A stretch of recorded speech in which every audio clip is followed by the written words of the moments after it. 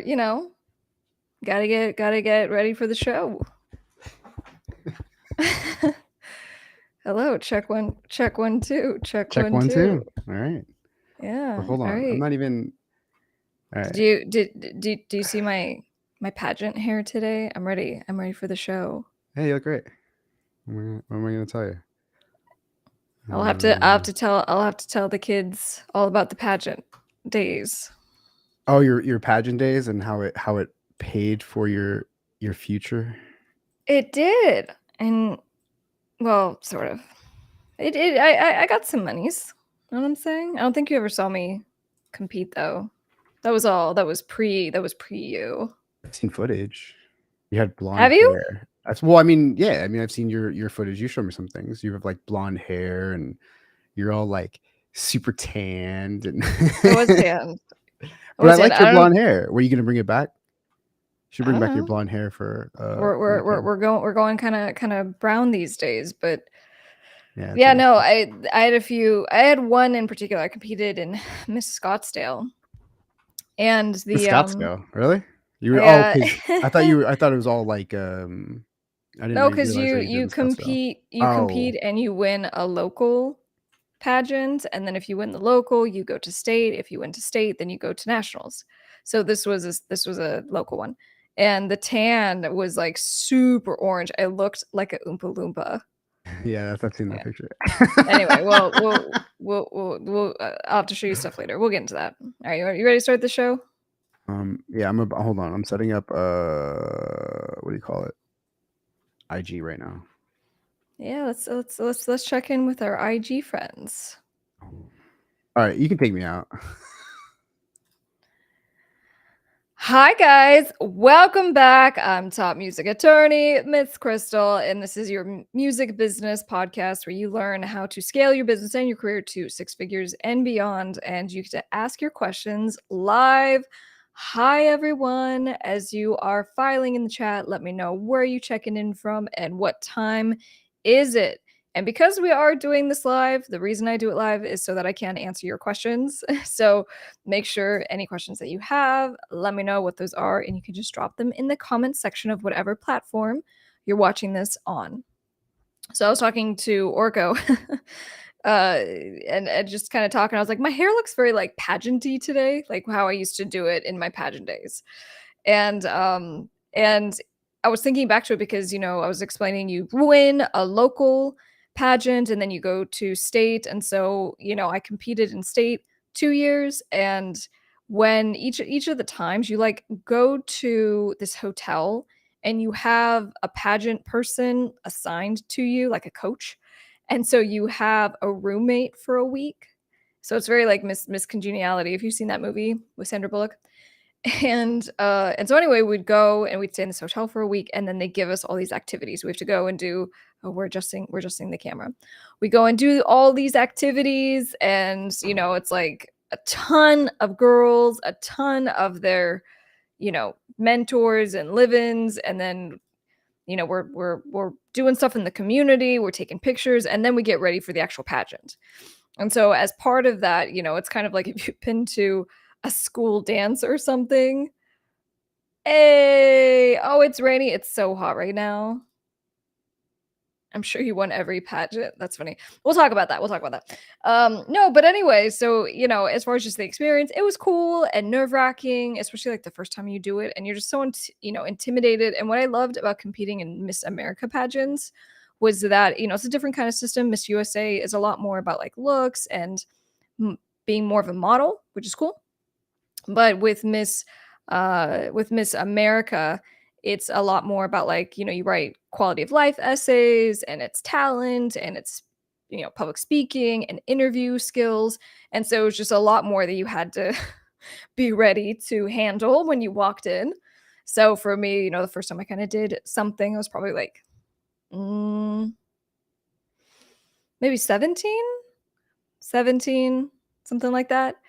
And it was the first time I realized that I was like genuinely nervous, and I would be asked my questions on stage, and my mind went blank and all stuff. So I was like, oh wow, I gotta work on this stuff. Anyway, guys, welcome to the show. Let me give you a rundown of all the things. Before we do that, wherever you're watching, come over to Top Music Attorney on YouTube, including if you're on Instagram watching. Hi, Instagram. Glad to have you here. And if you are not on Top Music Attorney YouTube, you definitely should be, because not only do we release like the music business stuff here to help you with your career and your business, but I started doing music video reactions again, which are like this whole other, if you just like to be entertained, it's a really good type of content that people seem to enjoy. So the last two that I did, one was for King Von, rest in peace, and one of his music videos, and the other was for Taylor Swift.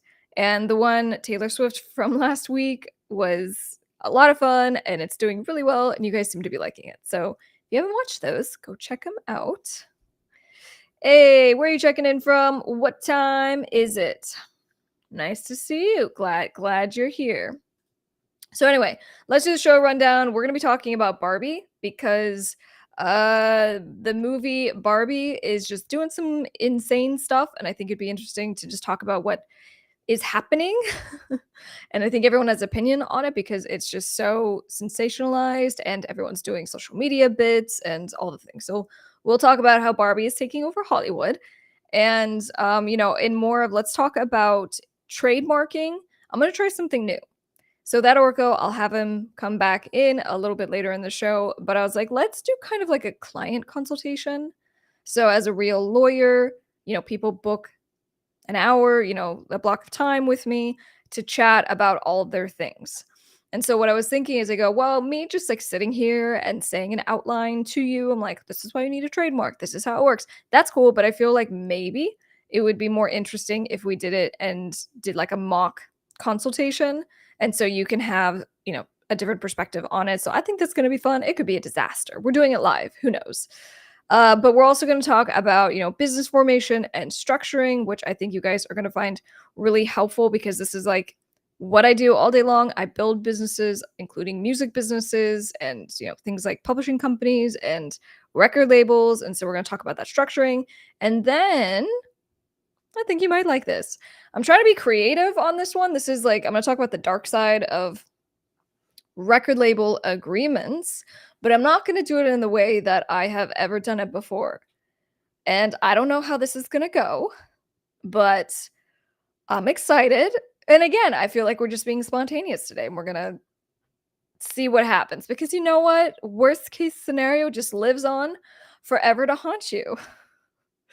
All right. So in any case, oh yeah, I forgot to mention, make sure you go and subscribe to the newsletter because we send a personal love note from me to you with all the things to help you be a badass every week. And I only do it on my newsletter. So if you want to join the newsletter, it's probably linked in the description somewhere. So go find it. If not, just go to topmusicattorney.com. All right, let's run the intro. We'll be back. Drop your questions. What do you need help with? What's hot on your mind? And we'll be right back. Hi guys, I'm top music attorney Miss Krystle. I'm an entertainment attorney, public speaker, and creator of the Top Music Attorney School for artists and record labels. I'm the owner of Dukes Up Records, and most importantly, I'm an independent artist. Don't forget to subscribe and turn on those bell notifications so you don't miss my weekly videos giving you my best tips on the music business, industry news updates, and teaching you how to stay legally protected. Let's go.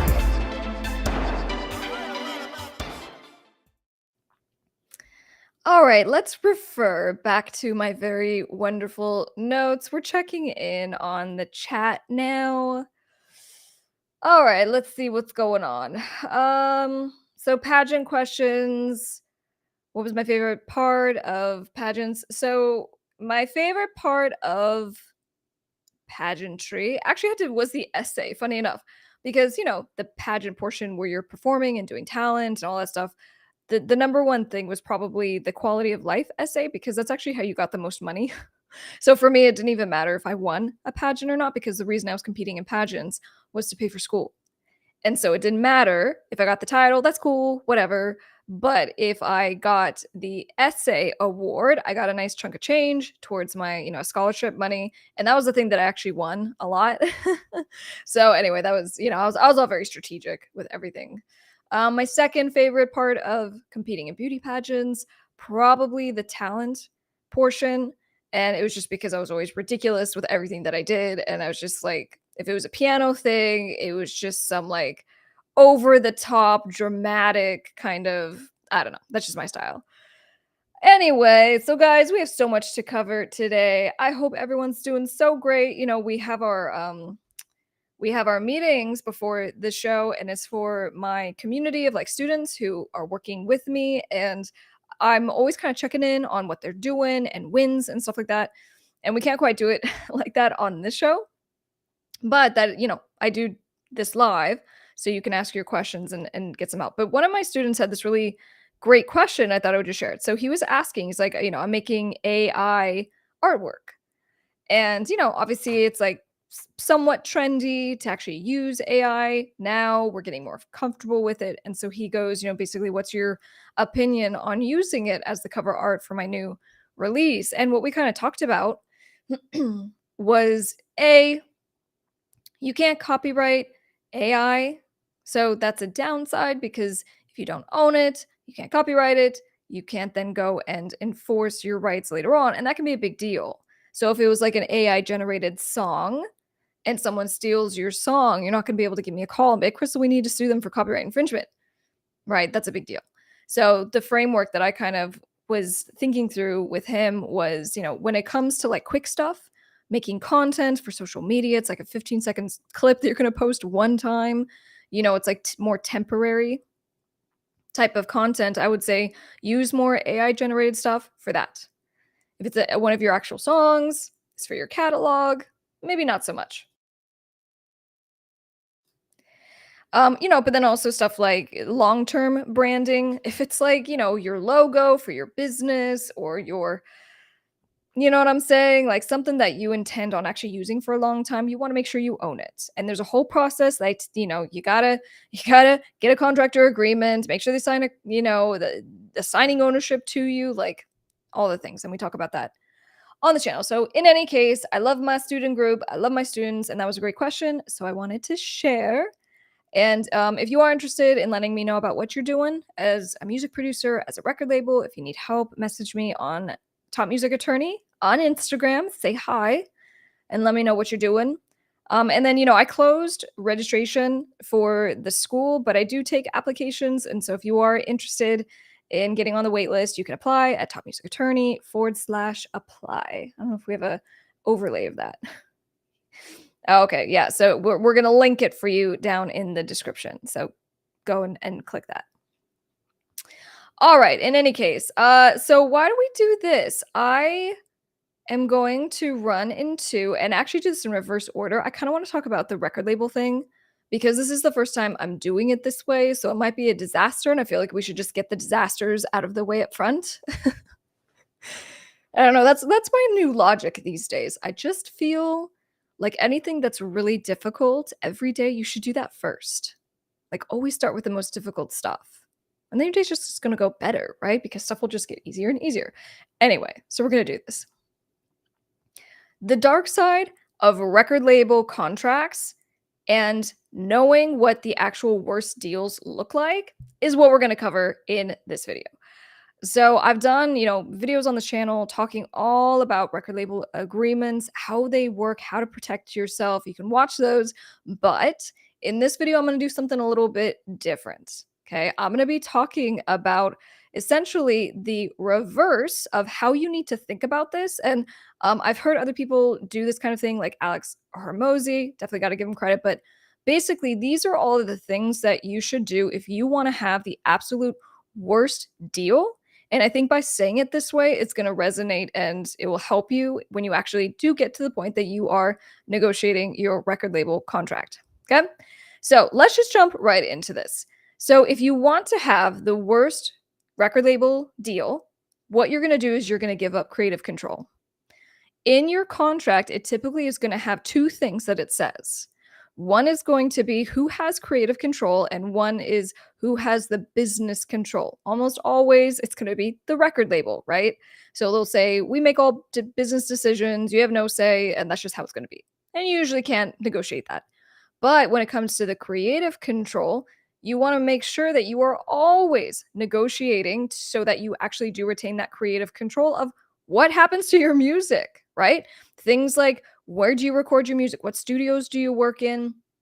What producers do you work with? What songwriters are on your tracks? If you don't have that creative control, then you're not going to be able to control ultimately your sound. And I've had so many artists who sign with big labels and they're so excited and they don't want to pay attention to this and ends up resulting in a really, really bad deal. Okay. So that's number one. If you want the crappiest record label deal, make sure you give up that creative control.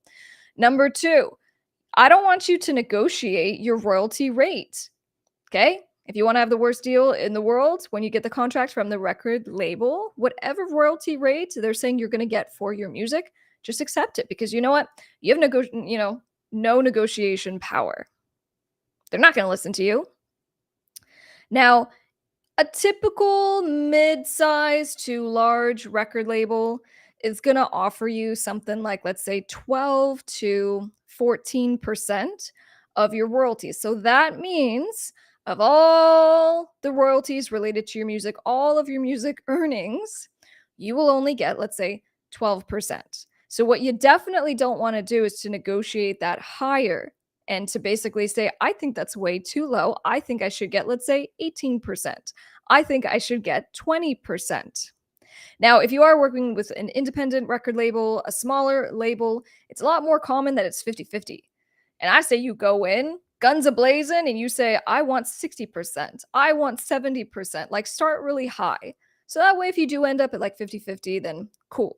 So if you definitely want to have the worst deal possible, do not negotiate your royalties and just take whatever the label says is good. All right, number three on how we craft the worst record label contract for you. You're going to make sure you agree to having a ton of options in your contract.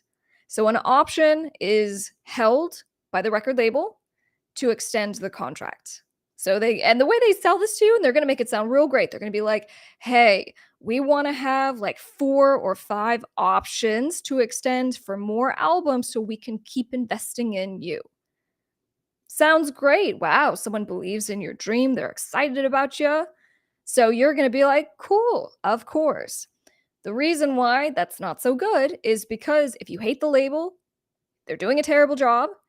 Maybe they're not doing anything, but they are going to keep you locked into that contract and there's nothing you can do about it because you have to meet all of your recording requirements, right? So if they're like, you owe us 2 albums, you got to get those albums.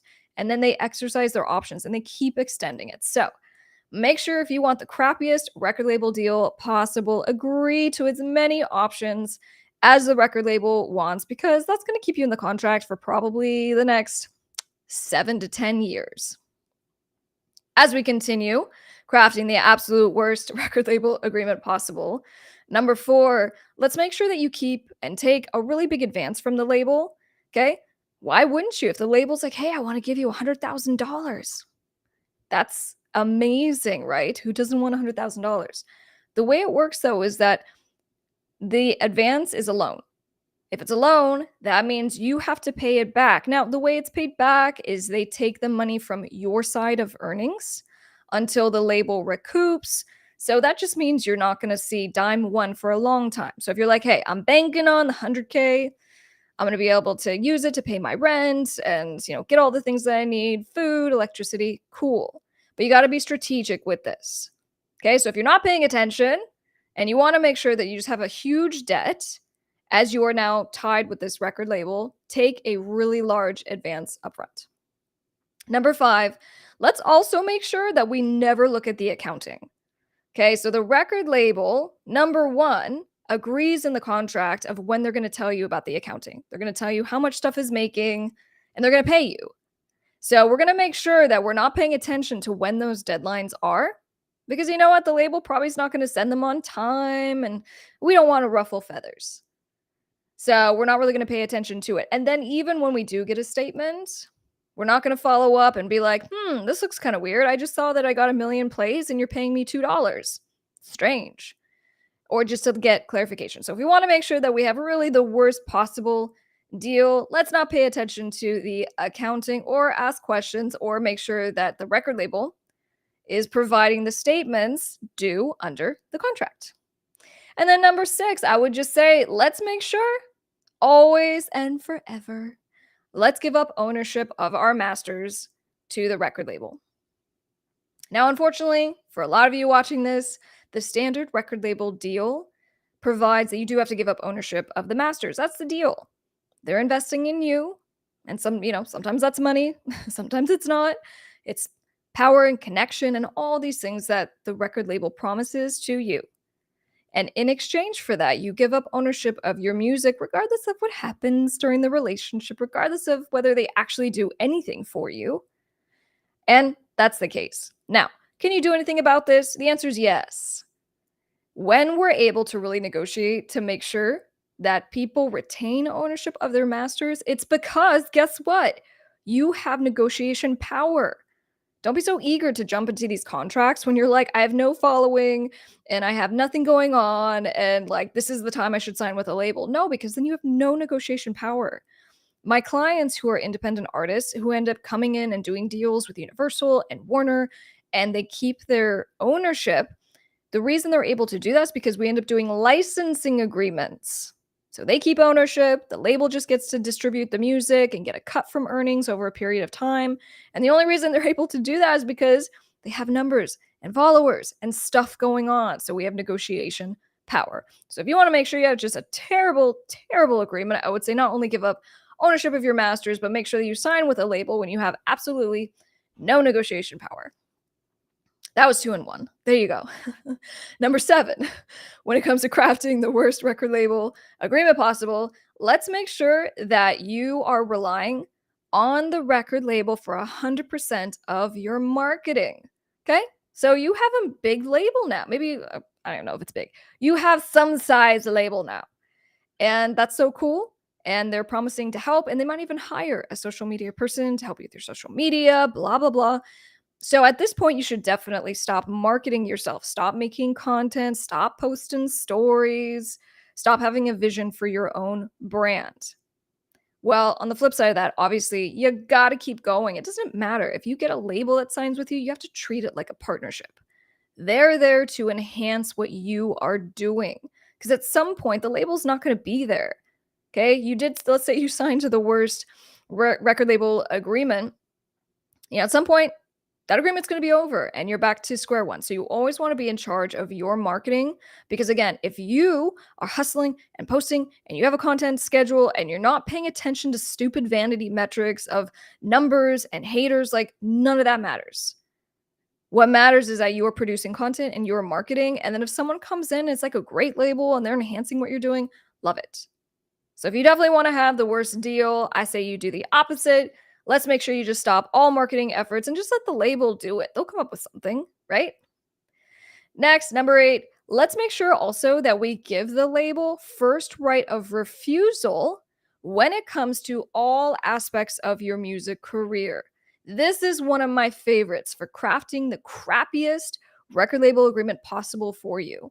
So what this means is that record label is going to have the right to keep you to them related to the stuff that they say. And let's spell it out, right? So it might be, once we're done with the contract and the options and all the things, when you get a new offer from a label, we as a label have the first right to match that offer, and we can keep you again.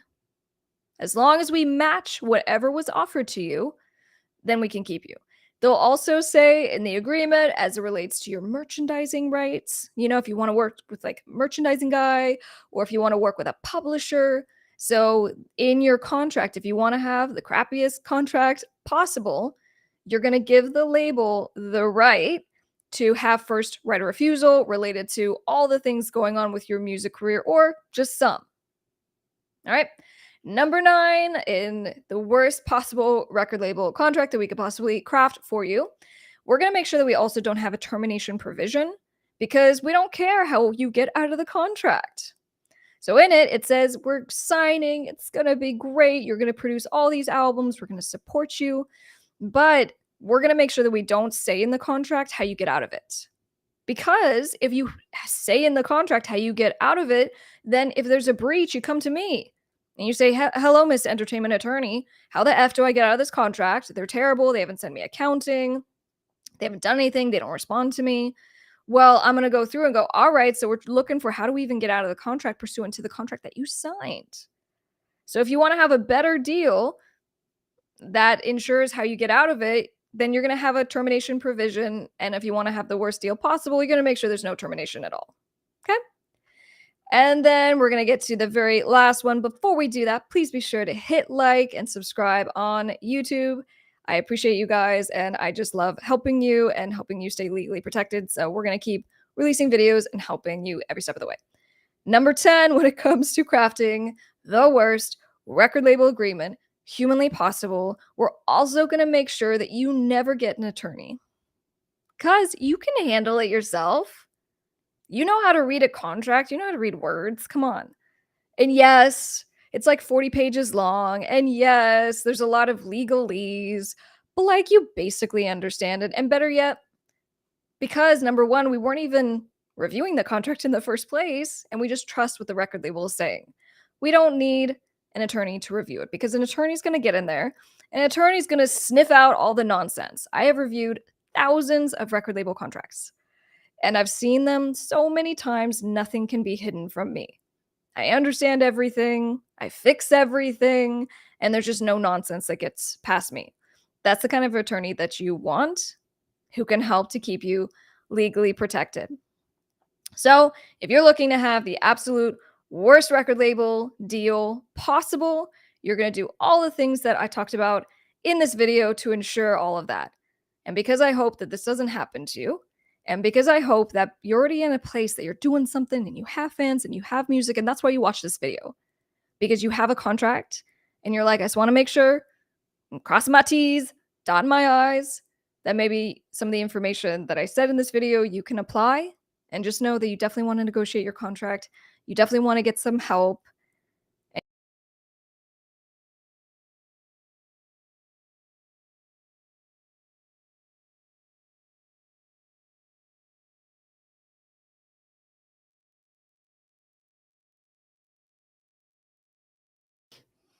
That may have been like the most perfect ending or just terrible. Did it well, my producer's like, just do the wrap up again. What part? 6 seconds you were frozen, so Okay. like the last minute maybe.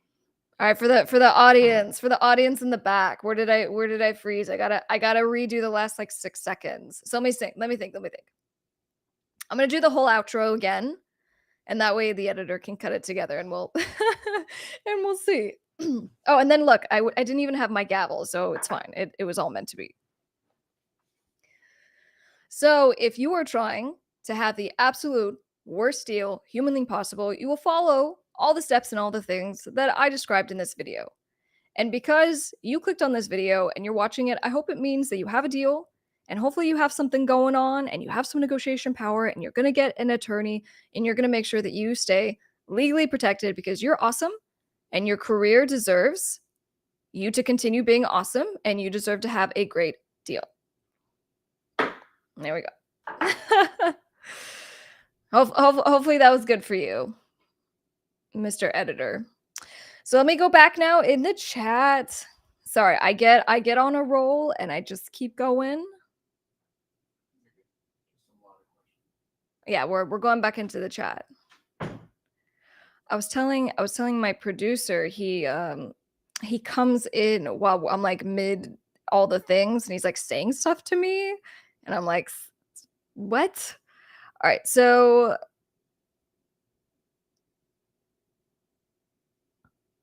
starting with A to Z Studios on YouTube.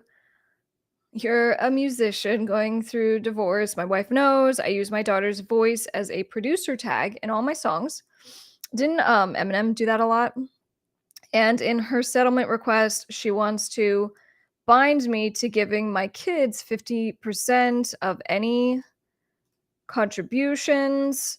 I have no issue adding my kids as songwriters, but I don't like how how soon-to-be ex-wife is trying to dictate percentages and how to go about it. My kids are really young, 4 and 7. That's an interesting situation. Well, a part of this is when you have minors who are, collecting money and working, there has to be agreements amongst the parents. And since obviously the dispute is between you guys, if you agree to it, then, some people will set up a trust. And so it's like a separate bank account that's meant for the kids, and you can deposit money into it for them.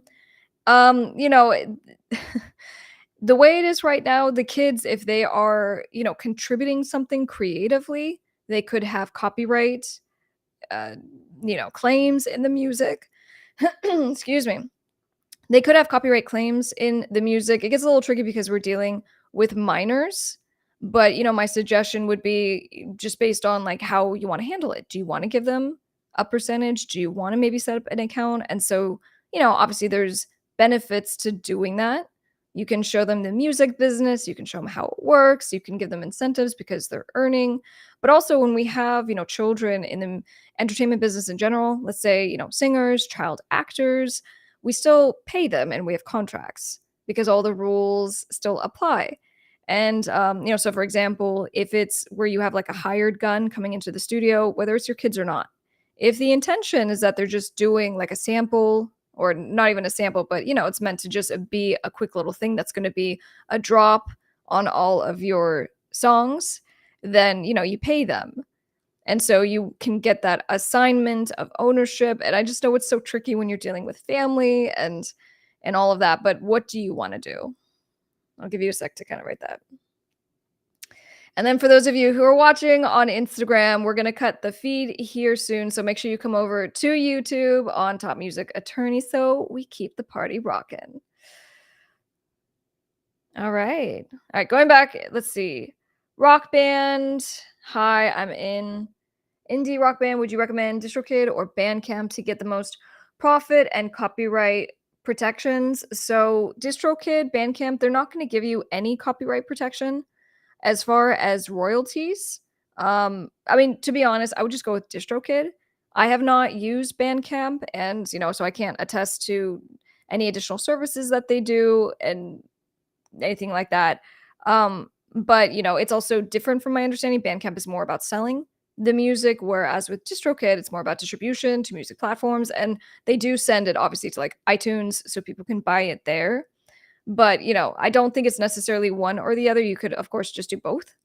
And so, what I have seen some people do is that they'll do an exclusive like run of selling as like a pre-sale on Bandcamp, and they'll say you can get the upcoming album exclusively on Bandcamp. Go buy it, and so they'll have kind of a VIP period, and then they'll have the record come out, and they'll put it on music platforms. So you could also do that. And then I think Bandcamp is also a great platform for like super fans because your thing for your band is just to try to cultivate your audience and take ownership of the audience. So just meaning the people who super support you and they're going to buy your stuff and come to your shows. Like you want to have their contact information, you want to get an email, you want to get a phone number. So start building, for example, an email list. But even with Bandcamp, just being able to have something where they can buy it from you, like it's helpful. So I say do all the things. I think you can sell merch as well through Bandcamp. Jerry on Facebook. Yikes, when labels go under, the masters go into limbo. That's an interesting way of putting it. I mean, yes, and not even limbo, but you know, eh, two things happen.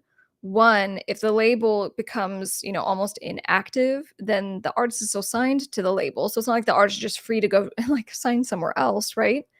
But also if the label owns the masters, they might not ever do anything with them. And that's not great either. So, the bands, the artists can't do anything with them, the label's not doing anything with them. It can get tricky. Kevin on YouTube, what exactly are royalties? I hear that word getting thrown around a lot, but I never really understood what it is. So royalties, of course, are going to be, and let's even do this. So when we're talking about the payments, this is from purchases, from streaming, it's revenue. Royalties are revenue, and there's different types of royalties for the types of streaming for digital download. And so when we say, for example, mechanical royalties, public performance royalties, there are different ways and places that you earn money. So I've dedicated, it's not just like, my whole school of how I teach on making sure you collect all of your royalties, because people just leave money on the table. They don't even know. They're like, oh, I distributed my music through DistroKid. That's all I needed to do. No. Make a note right now. I've done full videos on this, but make a note. Beside your distributor, you need to have all of your stuff registered on Sound Exchange, on a performance rights organization in the country that you live. So in the United States, it would be BMI or ASCAP. Okay. So if you're like, I'm in the US, just do like BMI. Actually, no, do ASCAP because it's free. BMI just changed. So now you have to pay like $75. ASCAP is all free. So if you do Sound Exchange, sorry, I didn't mean to flip you off. ASCAP, and then you can also do the Mechanical Licensing Collective. So I would say those are the three. There's even more, but those are the like main three ones that I would say. Yeah, Eric says keep the questions coming. That's right. All right, so I'm gonna bring that Orko in just a sec. Let me make sure I didn't miss. How do you get out of it? Are you talking about with the record label? Are you talking about the terrible record label agreement that you just got yourself into? Well, the way you get out of it is that you give me a call. And that was number 10 on the list. And funny enough, besides writing contracts, negotiating contracts, a big part of what I do is I'll get the signed contract. And the question is, how do we get out of it? So, and that's what I do. We have to look at the contract. So make sure you have it. Please save your contracts because I need to look at it. And then we got to figure out how you're actually going to terminate. Sorry, guys. Lots of questions. You just go through. How do you not get dumped by record labels? Should I just read the record contract, get a lawyer? And if so, how would that work on a budget? Oh, duped. If you get duped by a record label.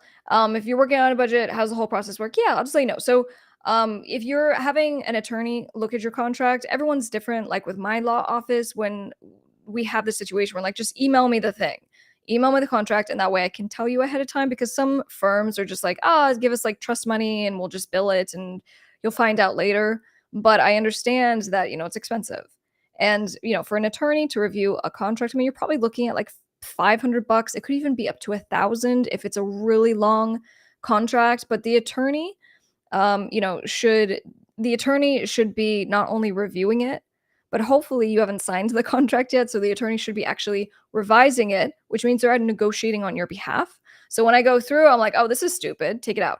Oh, this is ridiculous. He should be getting a lot more than this. And so I'm revising it and adding comments. So that's what you want your attorney to do. And it ends up paying off really well for you, because even if it was $500, $700, you end up saving that money because you could get out of the contract later early, because you ended up having a better deal in general. So, I understand attorneys are not that, cost effective, but it is cost effective when compared to how much you end up paying when you're in a really bad deal. Now, I have people who will reach out to me, and then, besides the $500 they could have paid in the beginning, they end up paying me like $10,000 over months because we're fighting and, we have to sue the record label, and it's a huge headache. So that's kind of how it works. I hope you find that helpful. Yes, it is scary. Indeed. Yes, I remember the gavel. What about non-profit heavy metal festivals? Well, what's your specific question? The last festival that we were blessed to be able to work on was actually Super Bowl. So Super Bowl was in my state this year, and my law office was hired for that. So anyway, when it comes to festivals in general, it's just a conglomerate of, oh my gosh. So what's your specific question? If it's a for-profit entity, if it's nonprofit, it's still the same stuff. Organization, paying a lot of money, lots of contracts. Okay. And then I think I got a response here. I love including them in songs. Yes. No, I like it in general. Unfortunately, my wife currently has sole legal decision making. Okay. Technically, could she bring a claim and just be like, I don't authorize this. I'm not okay with it. Yes. And she can make it difficult. So, if you want to avoid a headache, you could just take it out. And unfortunately, this is the same issue that musicians and producers run into because if you just have someone come in and record vocals or guitar or something and you don't have an agreement saying that you own that, it gives them the ability to claim copyright. It gives them the ability to claim they want more money and like all these things. And so even though it's a little messier when it's, family and kids, it's still the same principle. So if you don't have clear rights, you don't have an agreement in place, then, your best bet may to just let it be.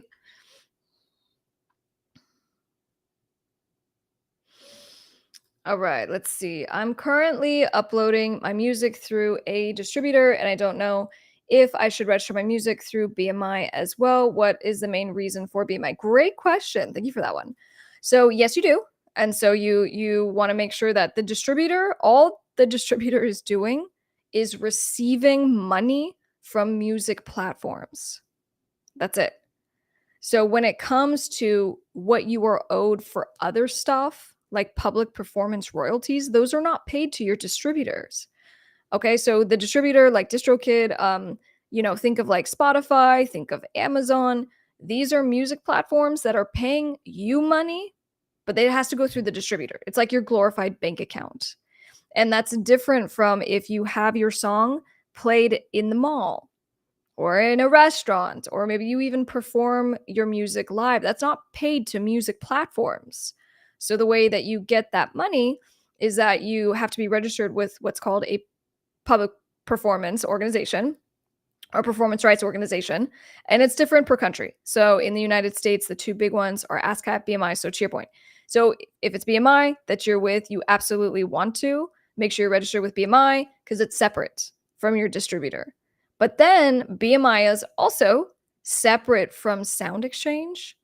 So whereas I gave you the examples of public performance of the music and all of that money gets paid to, the BMI or ASCAP if you're in the United States, if you are, let's say, making money for non-interactive streaming, which is SiriusXM, which is Pandora, then that gets paid to Sound Exchange. So you see what I mean? As far as like, you got to be registered in all the places. So just make a note, besides the distributor, BMI is cool, Sound Exchange is cool. And then the third one that I mentioned was the Mechanical Licensing Collective, which is you get paid for mechanical royalties. So just go add your music there and you'll thank me later. I mean, the Dead of Winter Fest, a full-blown 501c3 federally and state-wise. Oh, that's cool. Yeah, that's very cool. So, basically, if you are a 501c3, the distinction is that you have a mission statement, and with the government, you have a designation as a 501c3. And so basically, you have to just make sure that the monies that you're using to put on the festival to then make the money go back into the charity and then go to pay for all the good things that you're doing as an organization. So that's kind of how it works with the money anyway. And yeah, no, there's all kinds of grants, and this is just you do some research, and may or may not, you have to make the appeal. Why should be given a grant? But there's a lot of great grants out there to support 501c3s. All right, let's do one more, and then I'm gonna pull that Orko in because I've literally been talking now for almost 45 minutes, and we haven't even hit the first news story. All right, so this is a little off topic, but what are some of the rules for when artists work with a photographer for images for their album? What should the photographer and artist know when working with each other? Good question. So, what's some stuff you want to know? When, you're working with a photographer, the photographer owns the images. Whoever, I'm the photographer, right? I'm using my phone.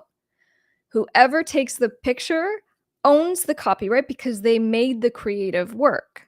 So what you should know is that you need to make sure you have a photographer agreement.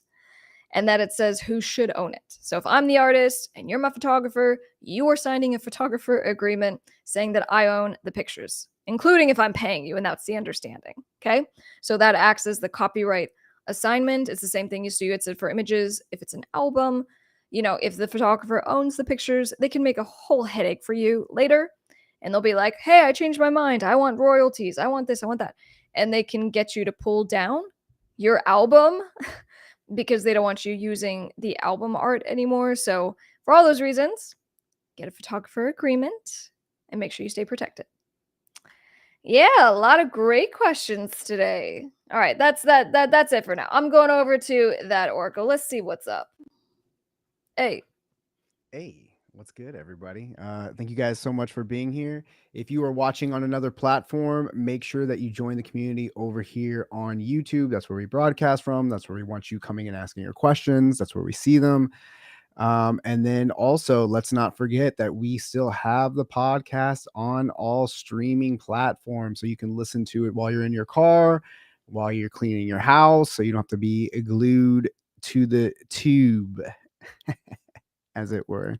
But yeah, what's good? What's good? All right, so we're going to get into a news story. Are you ready for this? Let's go. The iconic doll that is taking over the internet and the big screen. So, Barbie is shattering records all over the place. Mhm. After 4 weeks in theaters, Barbie not only captured our hearts and made us fall in love with the whole brand again, but did $537.5 million domestically. And that's obviously a huge number, but it's also notable because up until now, Batman, The Dark Knight, had been the Wow. biggest domestic release Yeah. for Warner Brothers. So now Barbie is taking that number one place by $1 million.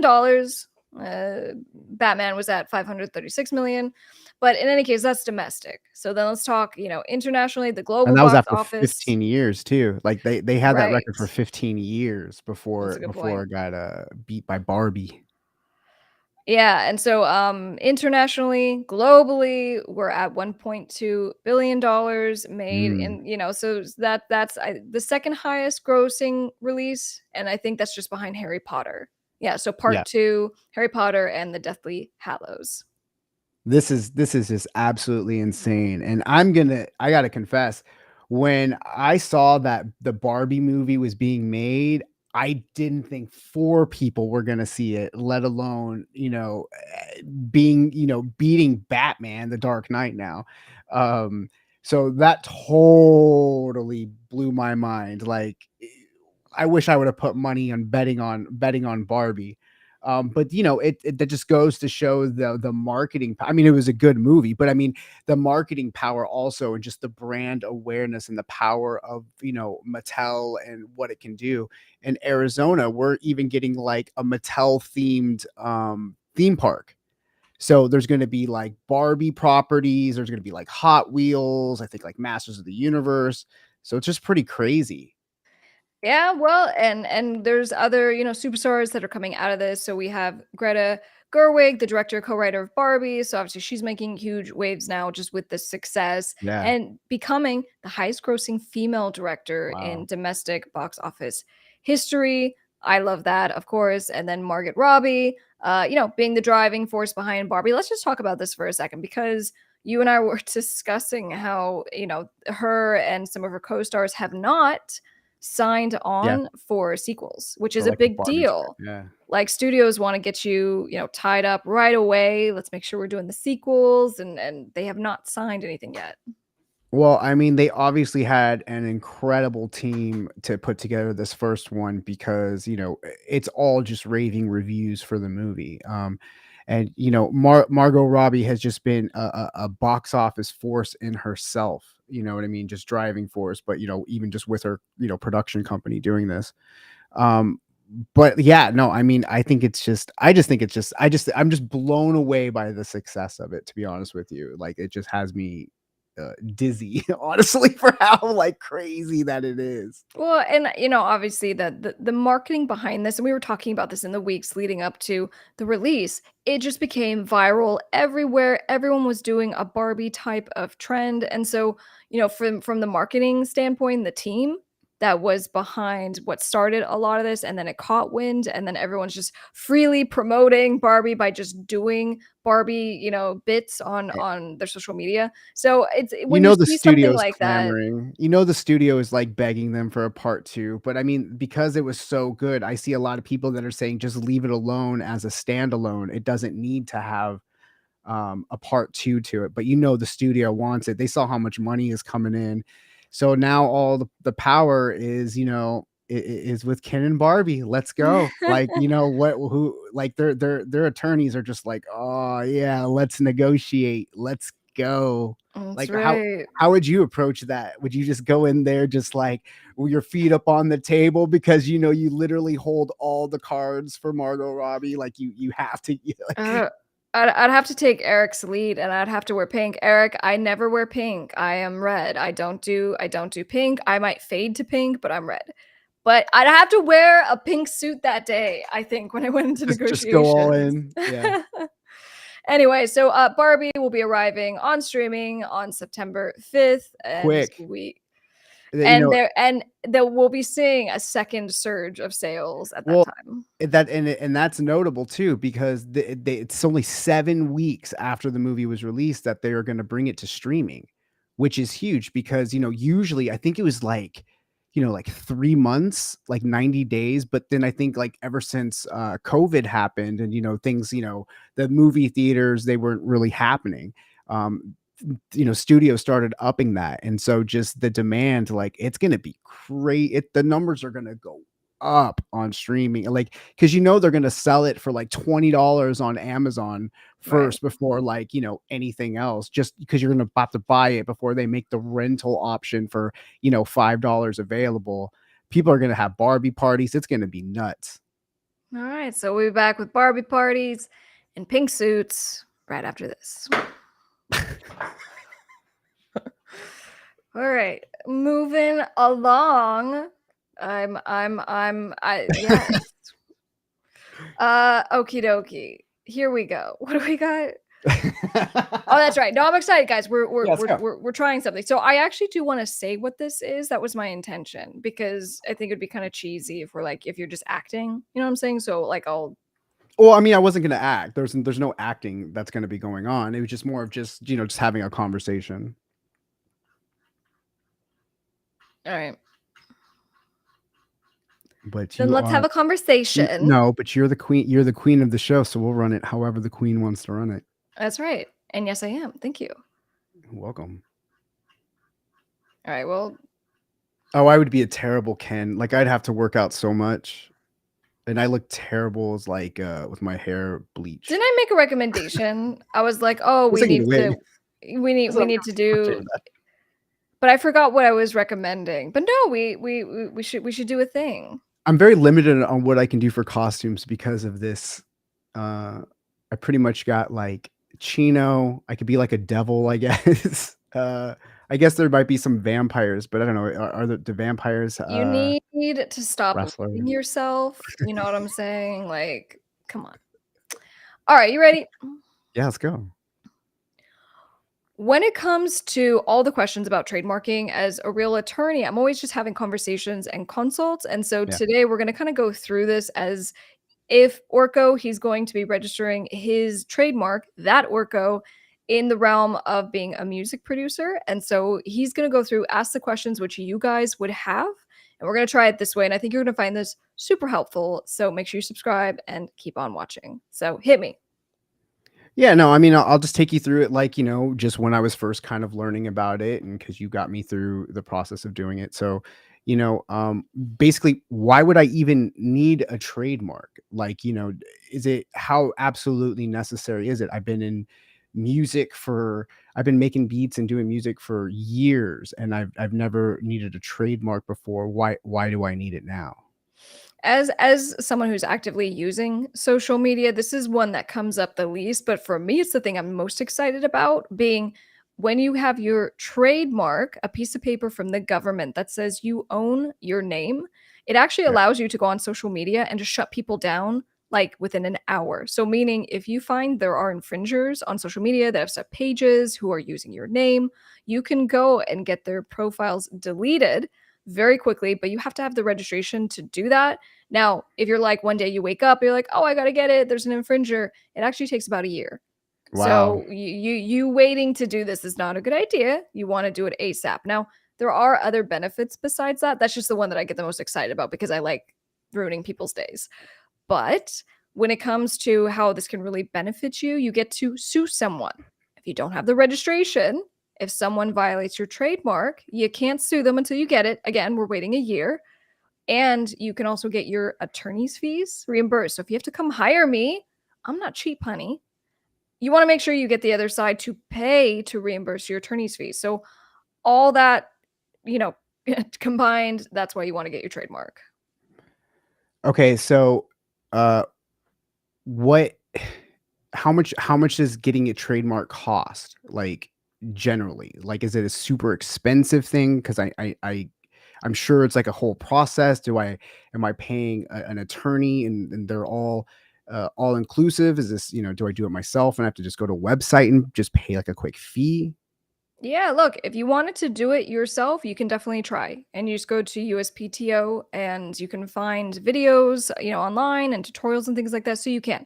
The base government filing fees are either 250 or 350. It depends on what you're filing for. Okay, And so again, you have to have a little knowledge of like how that works and why you're paying a different fee, but at the most it's 350 and that's per class. So when we do a class for you if you're a music producer, in the class of entertainment, that would be one.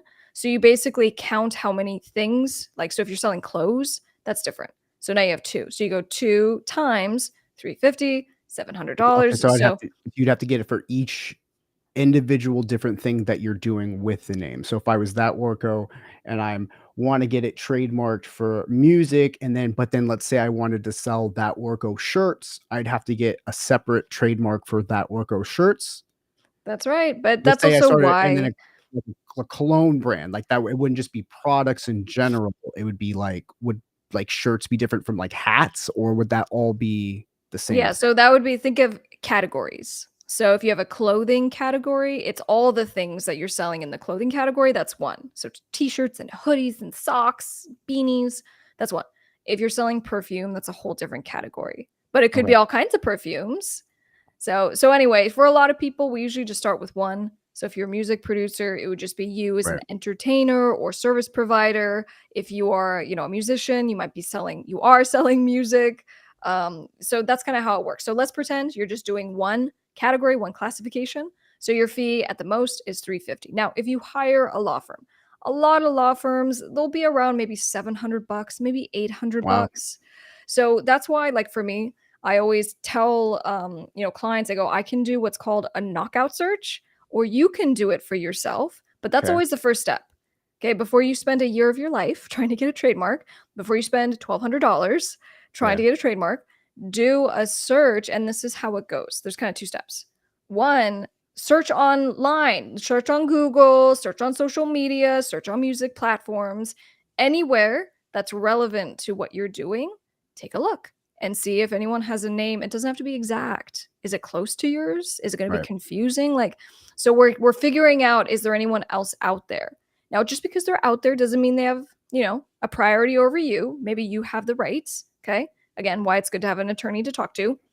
But the other piece that's often missed is that you actually go to uspto.gov, and that's where you can search for anything that's registered. We care Okay. a lot. Is there an Orko or that Orko already registered on USPTO? And if not, that's a pretty good sign. But again, just when doing that search, you have to be very thorough. So again, if you can hire an attorney, it's a lot cheaper just to do that knockout search. But that's what you do as step one. Don't just dive in and spend a lot of money and So what happens if I've been using my name for like 10 years, but with streaming and stuff, I'm noticing that there are, you know, three other producers using the same name, or artists, or a band, or just something like that. I'm sure, like, if I was a DJ and I had DJ in front of my name, I think it would be kind of tough to find something original sometimes. So when you're doing, what do you do then? Like, do I have to change my name? Like, if somebody has it registered, like, am I done? And what if they're registered, like, in, I don't know, New Zealand or something, but they're not even here? Or what if they don't even use the name anymore? Can I use it and trademark it? Yeah, so you wouldn't find registrations for other countries through USPTO because remember, we're only trying to protect if you're in the United States, we're Okay. protecting your name in all of the United States. That's the benefit of a federal trademark registration. Okay, so that's number one. Number two, if you do find someone, let's say on your internet search, and you find that Orko, and you're like, oh, wait, that Orko's in Canada or that Orko is in New Zealand, Yeah. then that actually probably is a good sign because they're not in the United States. Because all we care about is who else is in the United States. Now, if you do find through USPTO, there's in that Orko registration, the next thing you're looking at is, well, what is it for? Is it that Orca the soda? Mm. Right? So if it's that Orko the soda, that's not the same thing as what you're doing as a music producer, as if you're selling merchandise. So you actually can have the exact same trademark as someone else if it's in a different category. Mm. So, have you heard like Pandora, the streaming service versus Inventory. Pandora, the jewelry? Like those can actually coexist. And then, to be clear, just, I mean, trademarks are completely different from copywriting. So, like, if you're copywriting music and your name is in the title of, whatever it is, like, that's not a trademark. Yeah, so copyright is to copyright the actual creative work and to protect it. It's the music, it's, if you made an application, the tech behind it, and then the trademark is for the actual name and for the brand. And then if I find somebody that is just, after, so you're saying it could take like a year to actually get it all approved, and then what? Like, I get like a fun little email or certificate, and then what? Like, if somebody pops up in 3 years or 4 years from now and they use it, like, then what? I just talk to an attorney and go, hey, they're using this, or is there, like, do I go to the trademark office and go, hey, do I have to, like, stand in the line or something? Or, like, what do Yeah, I got so to the do? good questions. The trademark office, they're not going to do anything other than by registering. They actually will stop people. So if there's another that Orco that tries registering in your class, even if he's like, it's not a music producer, but it's like an influencer, a social media influencer, they would actually stop that person because it's actually in the same class that you would be in. So that's actually the really nice thing of being registered. So that's the one thing the trademark office does do. They don't deal with like your personal infringement stuff. So yes, you would contact an attorney to get help in some instances, but like I'm telling you, if you have that piece of paper, which is it's a Mhm. certificate. If you have that piece of paper, when you have an infringement, let's say if it's online, you can search on Google, Facebook, trademark takedown, and it's pretty intuitive and you can end up doing it yourself. And so you don't have to pay an attorney because you already did all the hard stuff. So there's lots of different ways, but the point just being that you can now actually enforce your trademark. And what happens is that after you get the trademark, between years 5 and 6, you do have to renew. And then you have to renew again between 9 and 10. And it's just basically you like tell the trademark office, hey, I'm still using it, I'm still doing my thing. And just to make sure that you keep your exclusive rights. But that's kind of how it works. Okay, so let's say we go through the process.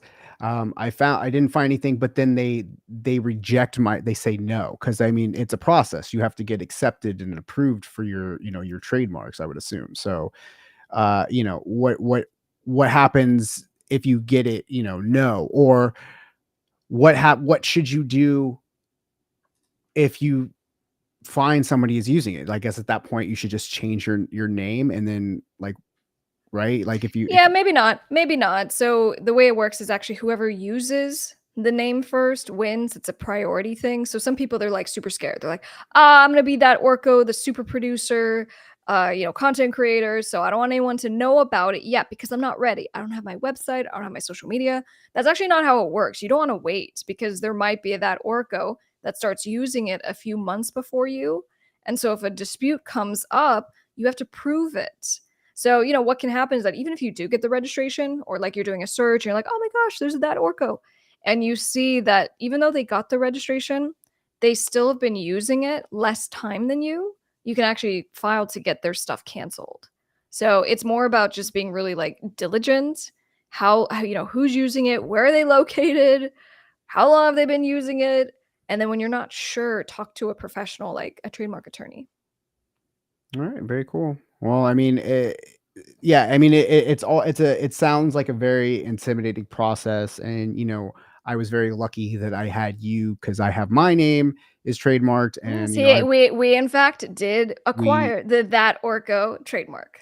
I've been official now, and it's been cool. You know what I mean? It just to have even just that feeling of professionalism, and just knowing that I'm taking my music career kind of seriously for stuff, and I want to earn money, and I don't want any problems down the line, just for any reason. Because I mean, there's so many artists out there that have the same names as other artists, and like on Spotify, like there's so many like generic names that just people are, and I don't even know what their situation is, but it's a lot of work to build up all your goodwill for your fans, and just Right. building up your numbers and your different streaming services or your social medias.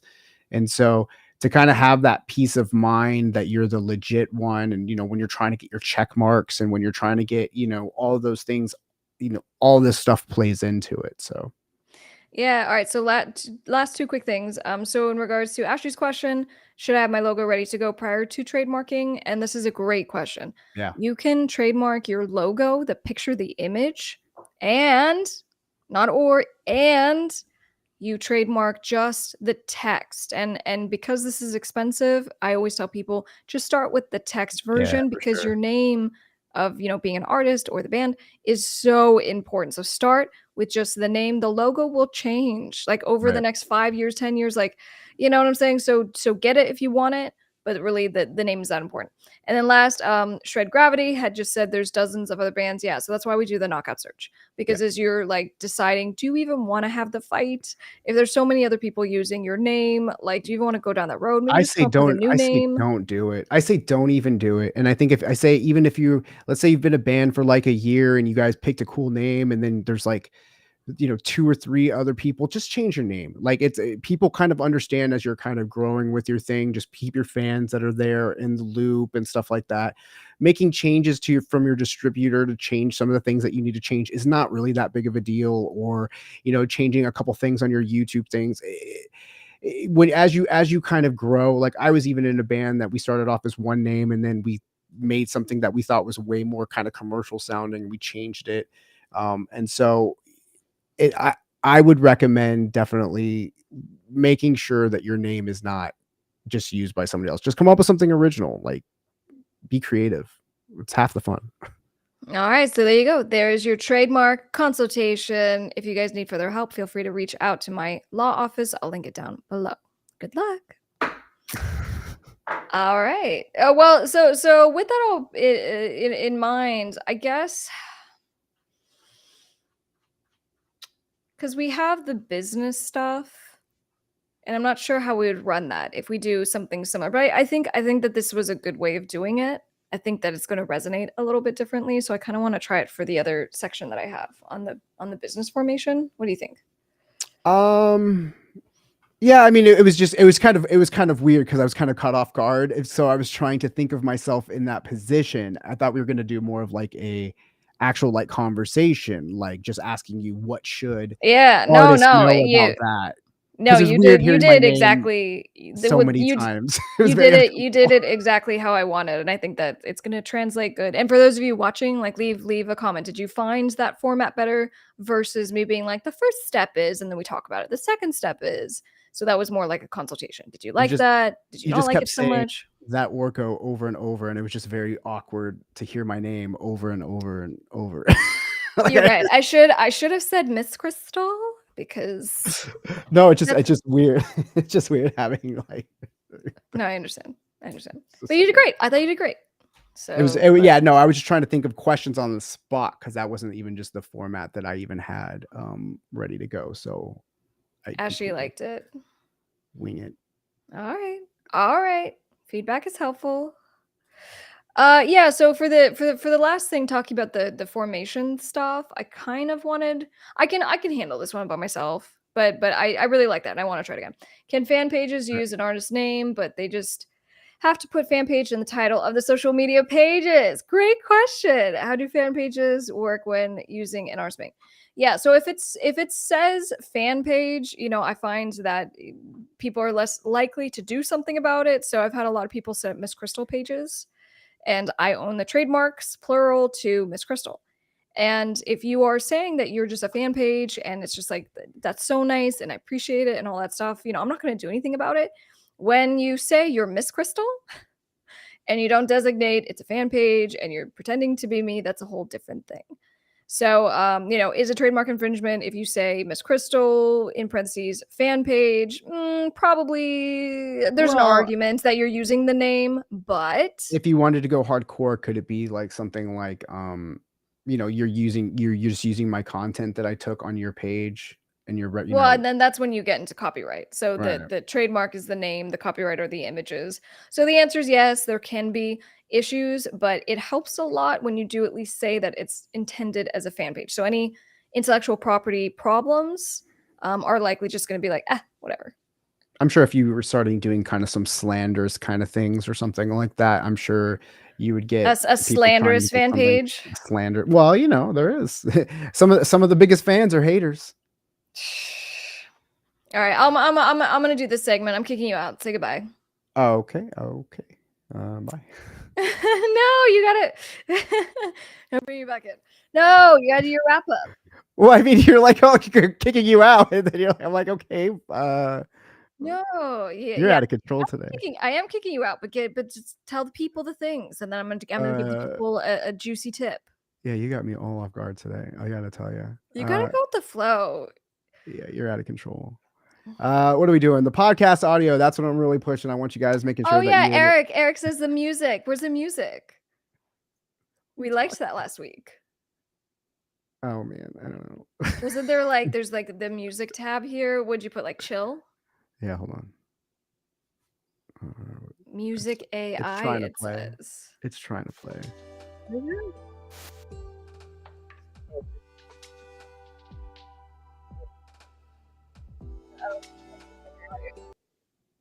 I don't like that. I can better vibe. Hey, this is terrible. This thing's terrible.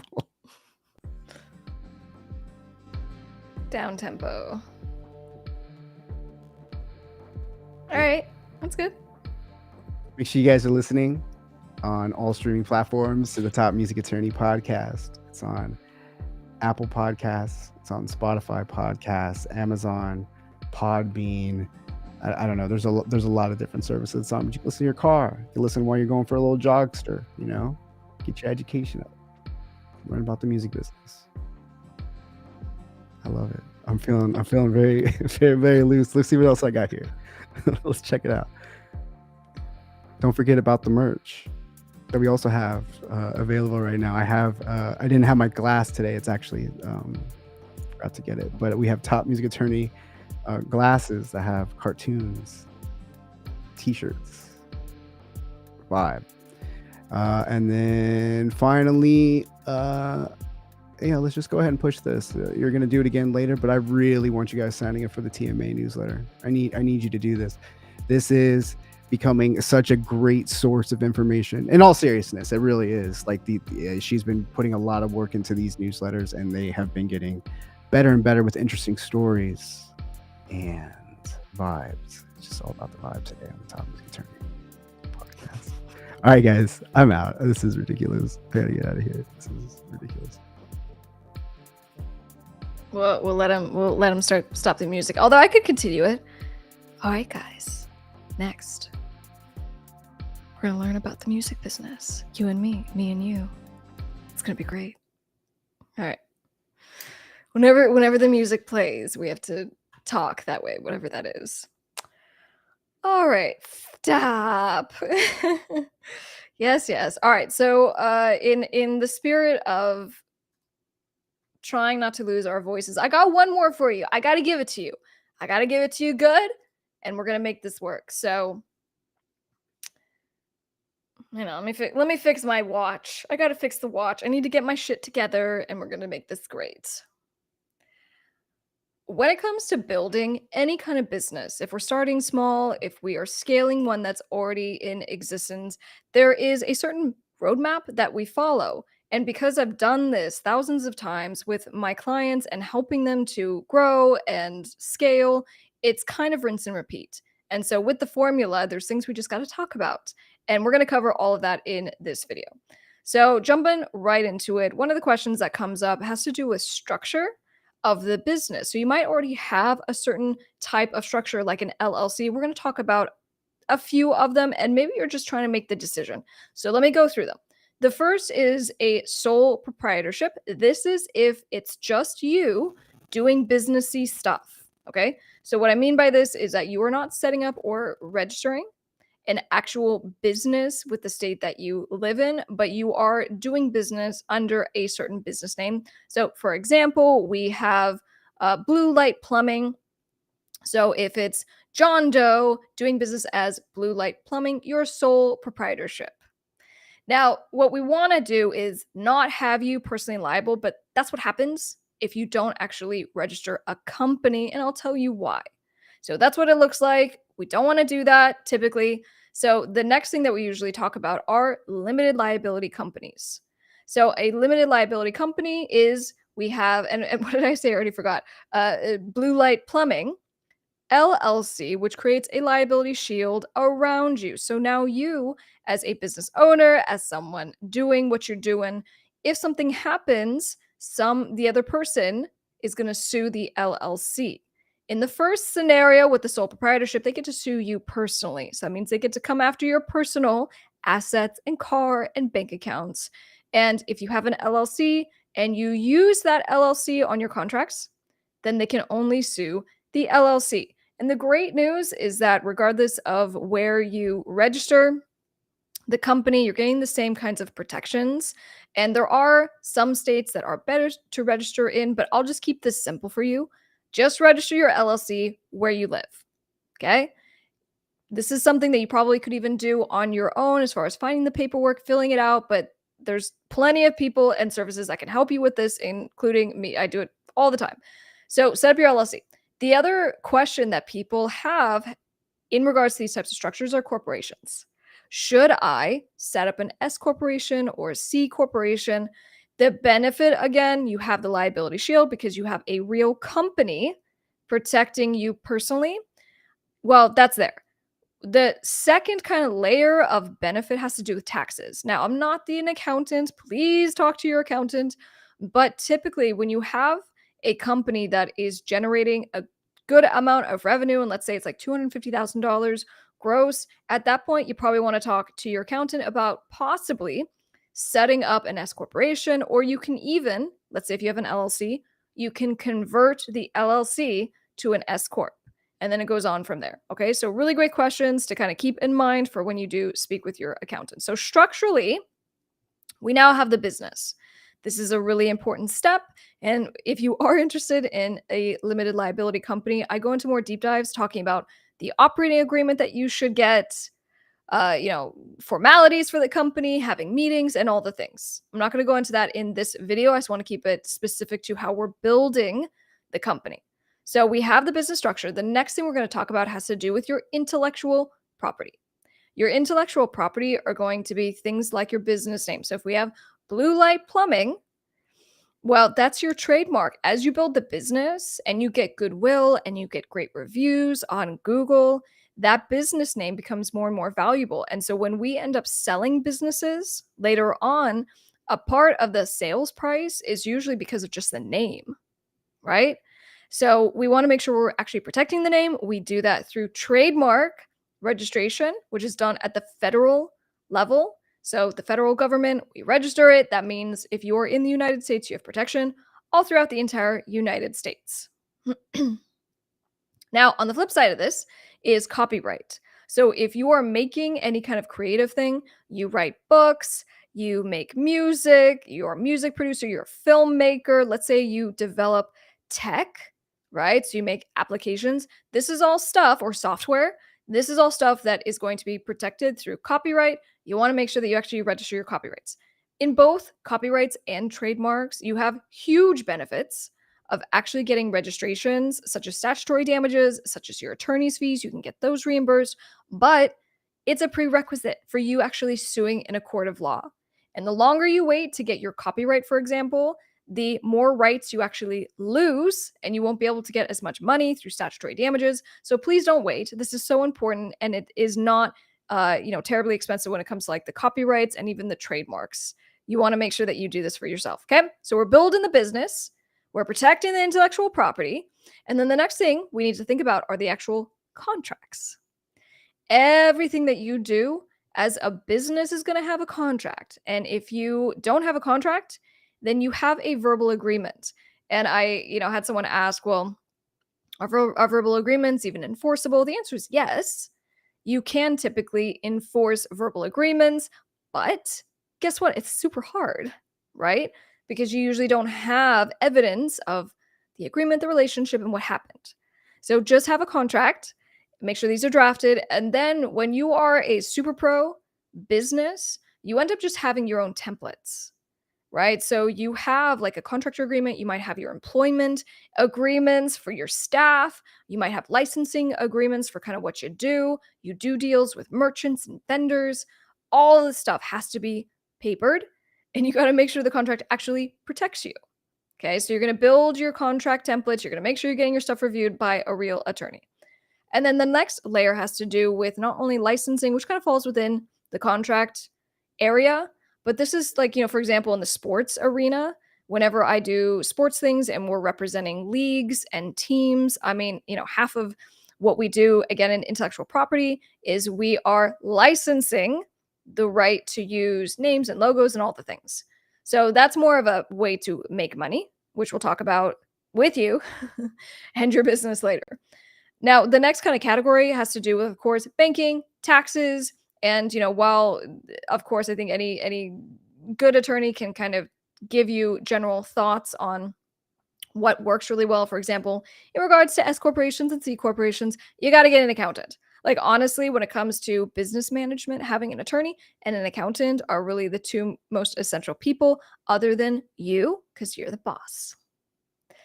All right. And then, of course, we're always going to make sure that we seek legal counsel. And I say this not as like a get an attorney. Obviously, get an attorney. I mean, get an attorney that's a really good fit for you. Some people will hire an attorney for the first time and maybe it doesn't go well. The attorney is slow to respond, maybe isn't a good fit personality wise, doesn't really help your business very much. That attorney is not a good fit. You want to actually make sure to find someone who is a good fit because your attorney is going to make you money because they're going to save you on deals. They're going to negotiate better prices and they're going to help to give you that mentorship as you are navigating all the things with your business and kind of helping you to grow. So make sure that you find the right fit. And that means that sometimes you got to try multiple attorneys and see who's the best fit and do all the things. But when you do,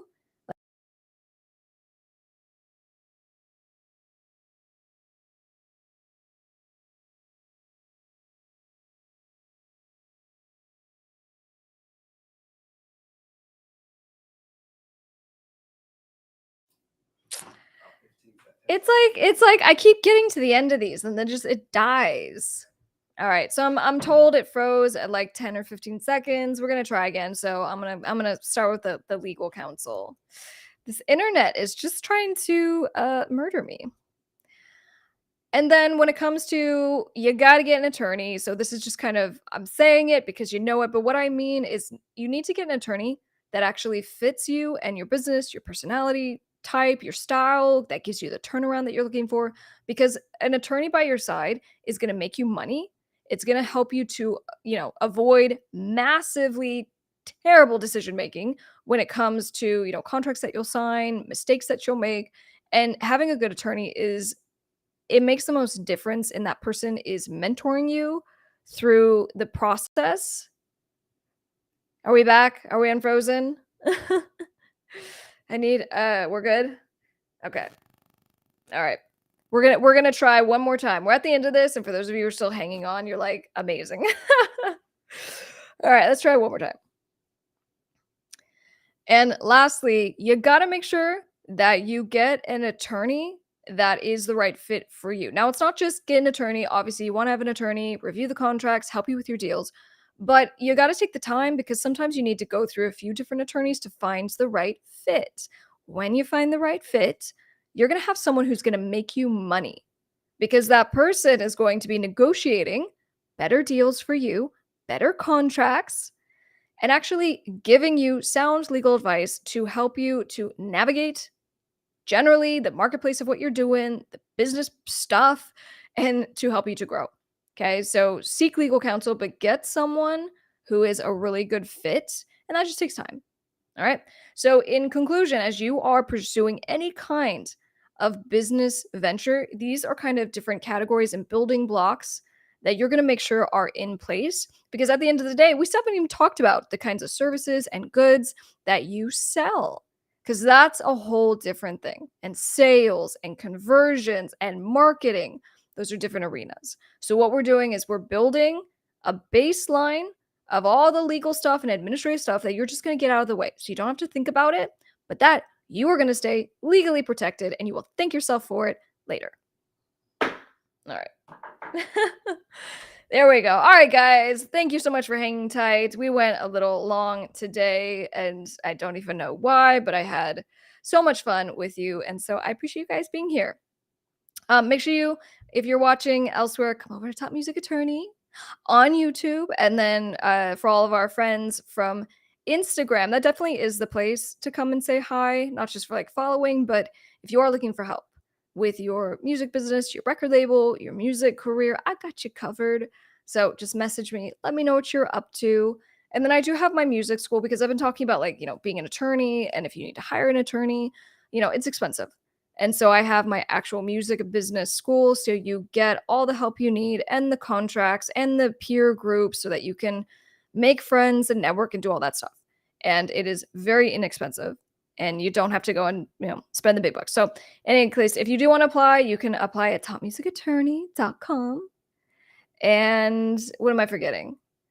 Oh yeah. And you make sure to click the linky down below. All the linkies should be down below in the description. I feel like I should go back to the talking. Make sure that you should do all the things. It's not quite ASMR, but I feel like this helps because I'm always somewhere near about to pass out at the end of our show. I'm so happy we're here together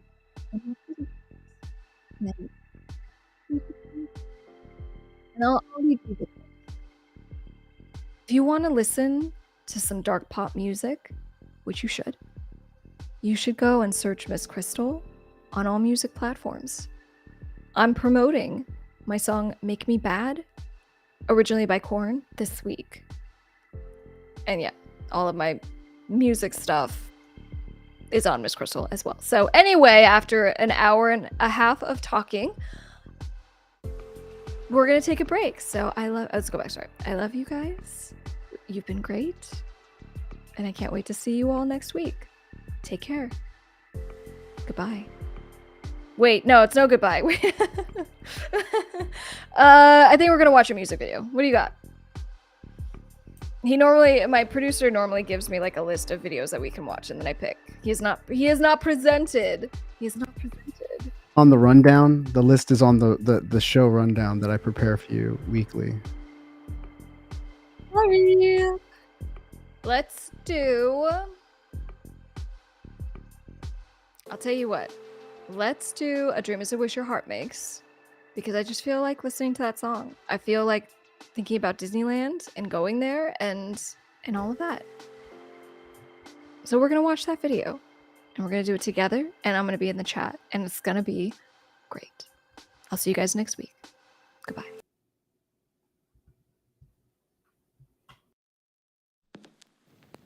A dream is a wish your heart makes when you're